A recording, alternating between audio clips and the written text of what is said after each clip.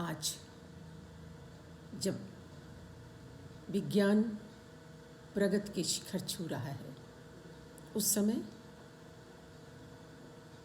निश्चित तौर पर शिक्षा ही उसका आधार है कि हम विज्ञान के आधार पर उस ऊंचाई को, ज्ञान की उस ऊंचाई को प्राप्त कर सके हैं जो हमारे वेदों में वर्णित है। इसका मतलब वह एक काल था जहाँ निश्चित तौर पर ज्ञान विज्ञान कहीं उन्नतशील था और उन ग्रंथों को आधार बनाकर आज भी पाश्चात्य वैज्ञानिक नित नए प्रयोग कर नई खोजों को आकार दे रहे हैं। अब बात आती है कि वैदिक पीरियड में, वैदिक काल में अगर विज्ञान की ऊंचाई थी तो प्रारंभिक ज्ञान गुरु के चरणों से मिलता था और उच्च ज्ञान भी गुरु के चरणों में ही संभव था। अर्थात शिक्षा केवल आमने सामने बैठकर ली और दी जा सकती है। शिक्षा शब्दों से नहीं, शिक्षा अभिव्यक्ति का माध्यम है। तो अभिव्यक्ति अगर सामने वाले को प्रकट कर सकती है उस ज्ञान को, तो सामने वाला उस अभिव्यक्ति को आधार बनाकर शिक्षा को ग्रहण भी करता है। यानी जब व्यक्ति आमने सामने शिक्षा देता और लेता है तो शब्द तो आधार बनते हैं, लेकिन व्यवहार और भाव भंगिमा बहुत बड़ा आधार होता है किसी बात की गहराई से समझने और उसे अभिव्यक्त करने के लिए। इस बात को हमारे ऋषि बहुत अच्छी तरह से समझते थे। इसीलिए गूढ़ से गूढ़ बातें वैदिक पीरियड में आमने सामने बैठकर गुरु शिष्य से कहता था और शिष्य उसे कंठस्थ कर लेता था। पहले एक व्यक्ति से दूसरे व्यक्ति तक शिक्षा के आदान प्रदान का तरीका था, लेकिन समय के साथ वैदिक पीरियड में ही इन विद्याओं को लिपिबद्ध करने की व्यवस्था हुई, लिपिबद्ध भी किया गया। लेकिन इन सबसे बड़ी बात यह है कि समय या काल चक्र बदलता रहा और काल चक्र बदलते हुए क्रम में शिक्षा आगे बढ़ती रही, शिक्षा का तरीका भी बदलता रहा।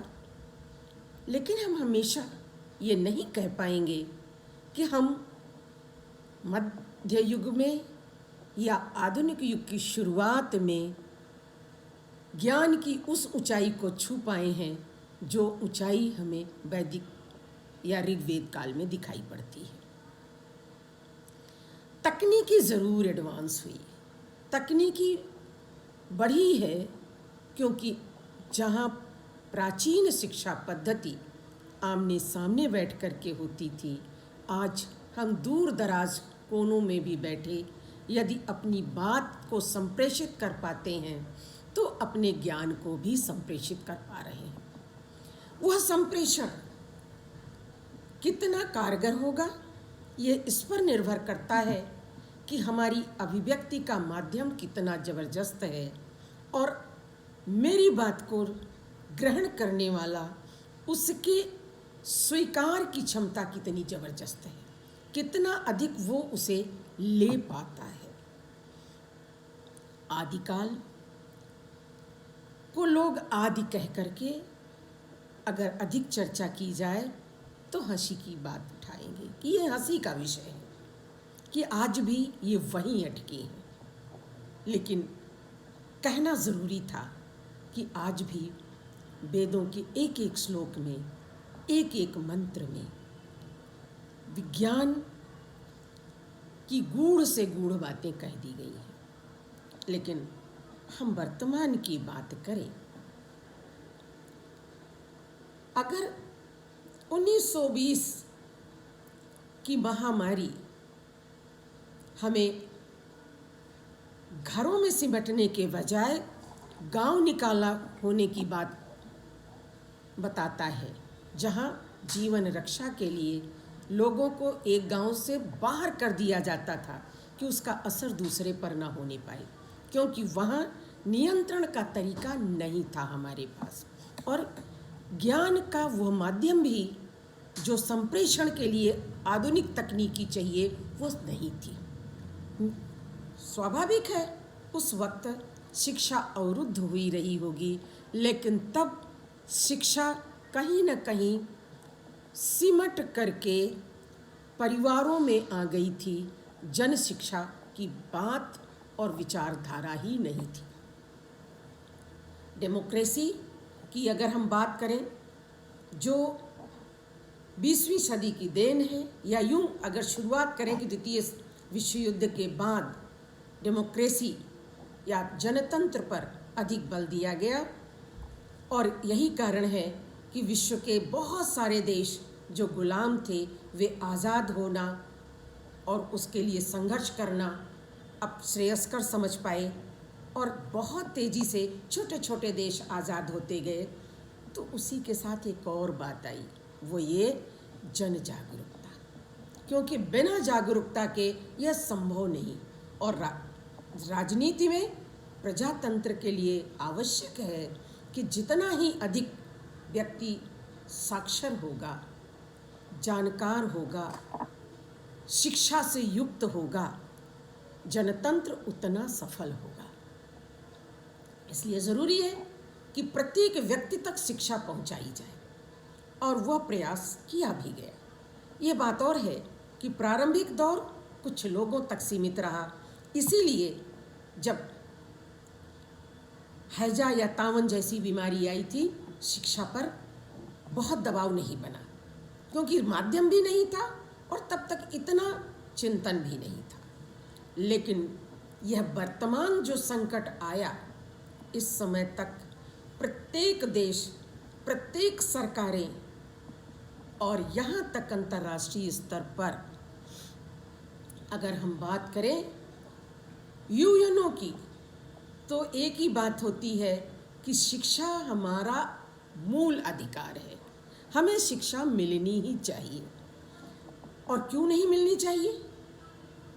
मिलनी इसलिए चाहिए कि शिक्षा के माध्यम से ही हम दीन दुनिया के नज़दीक आ पा रहे हैं, हम अपनी बात को कह पा रहे हैं और दूसरे की बात को समझ पा रहे हैं। अगर किसी देश को उसकी विकास की गति को बिगाड़ना हो, तो एक रास्ता अपनाया जा सकता है कि वहाँ के लोगों की शिक्षा दिखावे के रूप में कर दी जाए, या शिक्षा की गहराई से उसे रोक लिया जाए, या जन जन तक को शिक्षा से दूरी बना दी जाए। इसलिए वह देश पिछड़ जाएगा, क्योंकि उसके आधे से अधिक लोग अपनी सकारात्मक ऊर्जा जनतंत्र के व्यवस्था के विकास में लगाने के बजाय केवल और केवल जो बाह्य आरोपित विकार हैं, या हम कह सकते हैं कि हमारी कूपमंडूपता हमें दुराग्रह से प्रेरित होने के लिए मजबूत बना देगी। हमारी रचनात्मक शक्ति देश के विकास में, जनजीवन के विकास में लग ही नहीं पाएगी। इसलिए अगर यूएनओ कह रहा है तो बड़ी बात नहीं है। स्वयं सारी सरकारें और देश आज इस बात के लिए कटिबद्ध हैं, क्योंकि वो समझ चुके हैं कि उन्हें देश दुनिया में इस भूमंडलीकरण के दौर में अगर सामना करना है, अपने को स्थापित करना है और अपने वर्चस्व को बनाए रखना है, तो उन्हें अपनी जनता को शिक्षित करना पड़ेगा। जब कोविड-19 की अवधि आई, लोग घरों में बंद हुए, तो हमारी एक दूसरे से बातचीत संभव नहीं हो पाई। हम अपने जीवन, रोज़मर्रा की ज़रूरत जिस पर जीवन हमारा सुरक्षित हो पाए, वो हम नहीं ले पाए। हम ना ऑफिस जा सके, ना कार्यालय जा सके, ना फैक्ट्री जा सके, ना विज्ञानशाला जा सके। जहाँ थे वहीं स्थिर हो गए। ऐसी स्थिति में कई चीज़ें हो सकती थी। पहली बात, अगर हम एक दूसरे से संपर्क में नहीं हैं, संवादहीनता है, तो जो भयावह चित्र हमारे चलचित्र के माध्यम से जो हमारे सामने टीवी है, जिसमें हमें दुनिया की खबर मिल रही है, हम देख तो रहे हैं, हम सुन तो रहे हैं, लेकिन हम अपनी बात किसी से आदान प्रदान नहीं कर पा रहे हैं,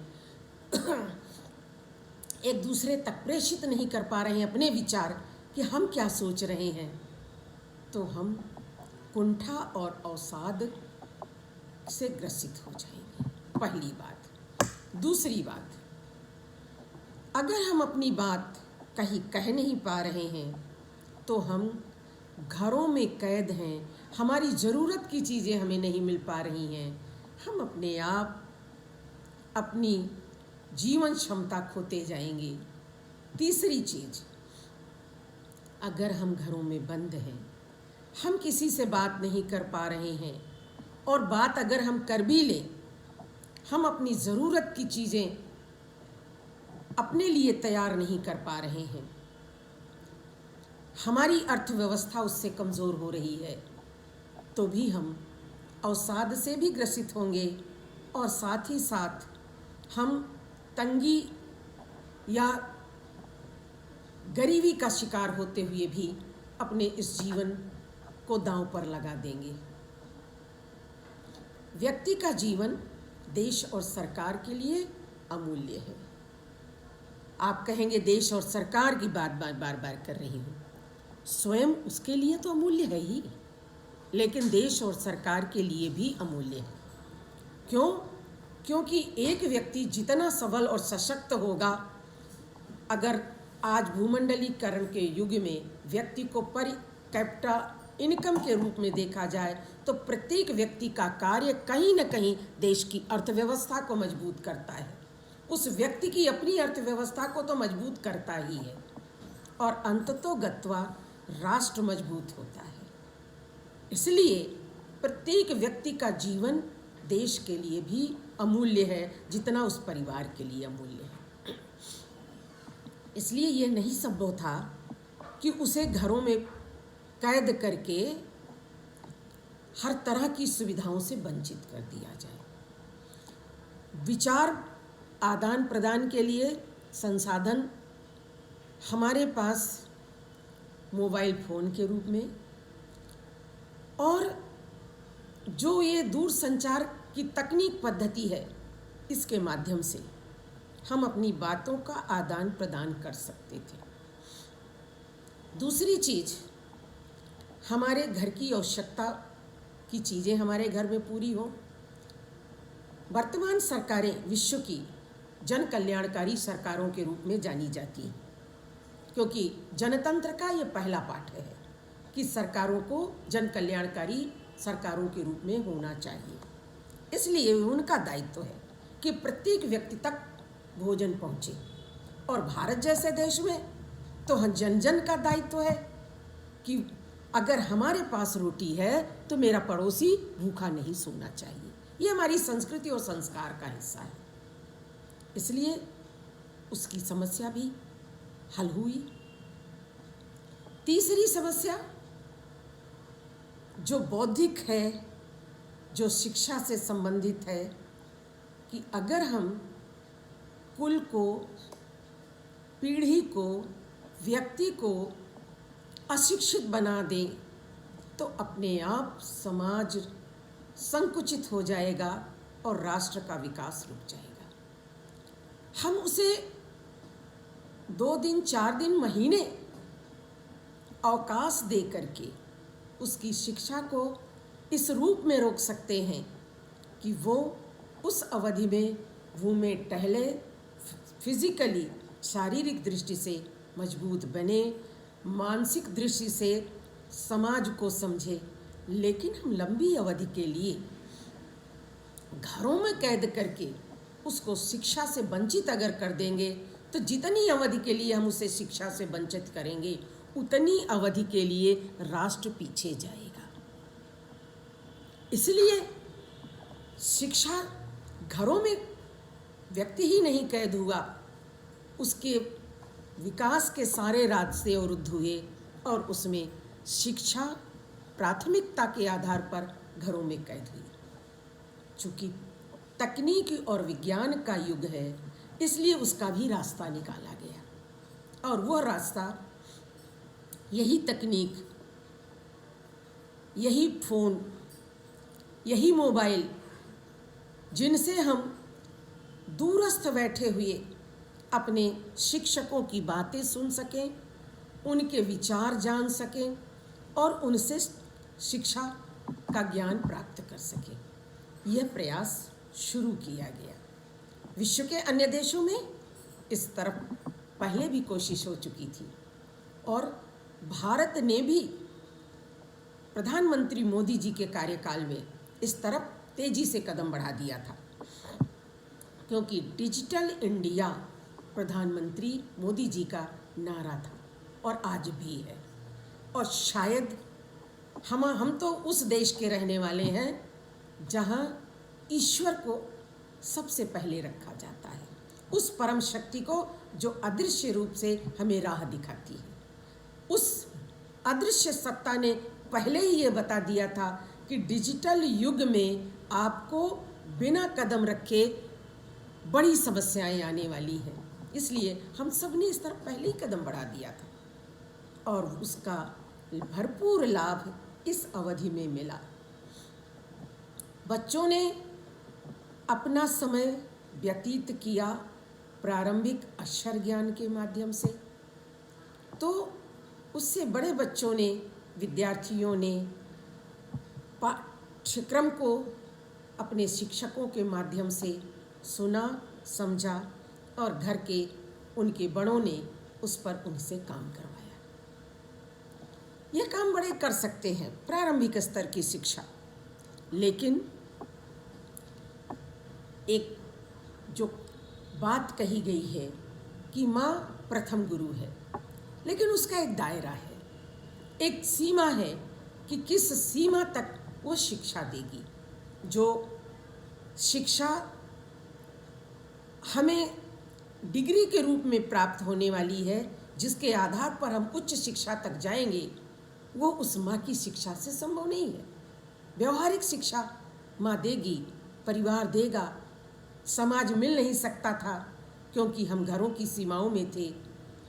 तो वो शिक्षा को जो डिग्री मिल करके प्रारंभिक स्तर से उच्च स्तर तक जाती, वो शिक्षकों के माध्यम से प्राप्त कराई गई। उच्च स्तर की शिक्षा में भी यही प्रयास हुआ और इतना ही नहीं, एक बड़ा कार्य हुआ, रचनात्मक कार्य कि विद्यालयों ने अपने यहाँ इस तरह की प्रयोगशालाएं या लेबोरेटरीज़ खोली जहाँ उन्होंने इस तकनीक के लिए जगह दिया। जो बार बार अपेक्षा भारत सरकार की थी, उस तरफ मजबूरी में ही सही कदम तेजी से आगे बढ़ गए और हम उस आधुनिक शिक्षा के लिए अपने को पूरी तरह समर्थ बनाने लगे। प्रयोगशालाओं में जो प्रयोग होने हैं वे तो प्रयोगशालाओं में ही हो सकते हैं, इसलिए कुछ दूरी बनाकर, कुछ सुरक्षा तंत्र को अपना करके एक कोशिश हुई कि थोड़े थोड़े लोग प्रयोगशालाओं में आए, क्योंकि उसे नहीं रोका जा सकता। विशेष करके जब हमें इस वायरस के लिए एंटीवायरस ढूंढना है, उसको ख़त्म करना है, तो प्रयोगशालाओं में ही काम हो सकता है। जो पूर्व के अनुभव हैं उसको आधार बनाकर नई कोशिश होनी थी। उसके लिए लोगों को प्रयोगशालाओं में कैद किया गया।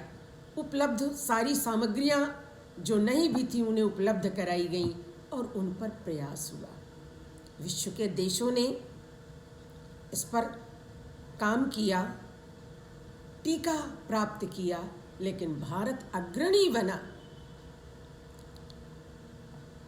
अमेरिकन्स पहले कहा करते थे, ब्रिटिशर्स बार बार कहते थे कि भारत कोल भील किरातों का देश है, जादूगरों का देश है, जहाँ ज्ञान विज्ञान है ही नहीं। उन्हें नहीं पता कि यहाँ की मिट्टी में, यहाँ की हवा में, यहाँ की जलवायु में केवल और केवल ज्ञान और विज्ञान है। और वही ज्ञान विज्ञान आधार बना कि भारत ने सबसे पहले टीका खोजा भी, अपने लोगों को उपलब्ध कराया और विश्व को देने का दावा भी करता है और देगा भी, क्योंकि ये इस भारत की संस्कृति है कि सर्वे भवन्तु सुखिनः सर्वे सन्तु निरामया। पृथ्वी माता पुत्रो हम पृथिव्या, तो हम अगर संपूर्ण पृथ्वी के पुत्र हैं तो हमें तो संपूर्ण पृथ्वी का कल्याण करना है। इसलिए इस दिशा में कार्य हुआ, लेकिन कहीं ना कहीं इसके कुछ नकारात्मक पक्ष भी सामने आ रहे हैं। और वह नकारात्मक पक्ष जितना सकारात्मक पक्ष मजबूत है कि ऐसी विपरीत परिस्थितियों में उच्च शिक्षा या प्राथमिक शिक्षा प्रभावित नहीं होने पाई तकनीकी के कारण, वहीं जो इसका नकारात्मक स्वरूप है कि व्यक्ति की व्यक्ति से दूरी उसे सामाजिक होने से रोकती है। अरस्तु, जिसे समाज शास्त्र का, राजनीति शास्त्र का जनक कहा जाता है, उसने 4वीं शताब्दी ईसा पूर्व में कहा था कि मनुष्य एक सामाजिक प्राणी है, समाज से बाहर उसकी कल्पना नहीं हो सकती, समाज के बाहर अगर रह सकता है तो पशु या देवता। लेकिन हम समाज से अलग हुए जीवन रक्षा के लिए, और उस स्थिति में हमने शिक्षा पाई मशीनी तंत्र से। मशीन हृदयहीन होती है और हम जो सहृदय, जिनके शब्द आँखों से, मुंह से, कान से, हाथ से, हर तरह से अभिव्यक्त होते हैं, हमारे रोम रोम से अभिव्यक्त होते हैं, सामने ग्रहण करने वाला उस अगर पॉजिटिविटी का है, उस सकारात्मकता का है, तो वो उसी रूप में ग्रहण करता है जो मशीन से संभव नहीं है। इसलिए कहीं न कहीं अगर ये लंबी अवधि तक इस तकनीकी से हमें गुजरना पड़ेगा तो हम सामाजिकता से दूर हो जाएंगे, और उसका परिणाम, दुष्परिणाम आतंकवाद जैसी चीज़ें जो कट्टरवाद का प्रमाण हैं, वे घर घर से निकलेंगी। और इतना ही नहीं, व्यक्ति जो सबको साथ लेकर चलने की बात करता है, वो अकेला चलना चाहेगा, और अकेला चलना भाड़ नहीं फोड़ता। दुनिया में वो जीतेगा जो सबके साथ खड़ा हो पाएगा, और जो सर्वाधिक इस शिक्षा पर निर्भर करेगा वो एकाकी हो जाएगा। पाश्चात्य देशों में जहाँ इस तरह की दूरस्थ शिक्षा तकनीकी माध्यम से हो रही है, वहाँ का व्यक्ति अधिक कुंठाग्रस्त है, अवसाद से युक्त है, और वो तड़प रहा है जीवन को कैसे बेहतर जिए, भारत की तरफ दौड़ रहा है, यहाँ के योग को सीखना चाहता है, यहाँ की सामाजिकता को जानना चाहता है, यहाँ की धर्म को जानना चाहता है, यहाँ के परिवार को जानना चाहता है। कहीं ऐसा न हो कि भारत जो आज इस दिशा में राह दिखा रहा है, अगर ये ऐसा लंबी अवधि के लिए हो जाए तो वो भी दिशाहीन हो जाएगा, तो दुनिया को कौन दिशा दिखाएगा। और उस वक्त जो प्रलय की बात होती है, स्वाभाविक क्रिया हो जाएगी। इसलिए हमें जीवन को सुरक्षित रखना है, व्यक्ति को सामाजिक बनाए रखना है, राष्ट्र को मजबूत रखना है, राष्ट्रवाद को सशक्त रखना है, और विश्व को विश्व बंधुत्व की दृष्टि से रखना है, ना कि भूमंडलीकरण की दृष्टि से, तो हमें इस कोरोना जैसी स्थिति से उबर करके शिक्षा को पुनः क्लासरूम शिक्षा में ज़रूर लाना पड़ेगा। धन्यवाद।